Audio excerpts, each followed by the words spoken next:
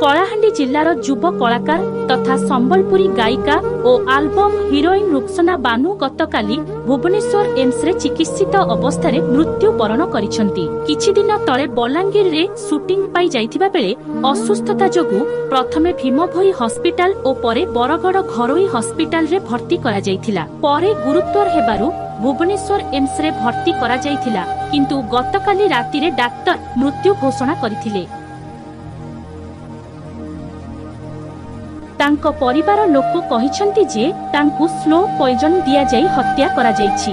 Shooting set रे तांकु juice पीबाकू दिया जाइथिला। परे सोइथिबा बेले से असुस्थ अनुभव करिथिले। अधिक असुस्थ हेइथिबा जोगु तांकु मेडिकल रे भर्ती करा जाइथिला। एहा परे तांकर मृत्यु होईछि। रुक सनांकर स्क्रबटाइक्स रे मृत्यु होइथिबा कुहा जाउथिबा बेले एम्स पक्षरु कोनोसी प्रतिक्रिया दिया जाई नाही।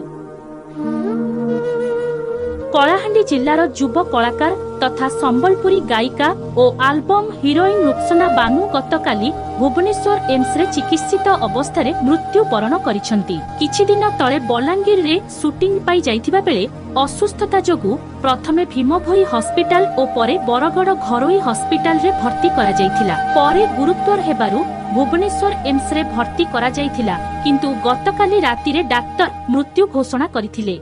ब्यूरो रिपोर्ट ग्रामीण एक्सप्रेस लाइव।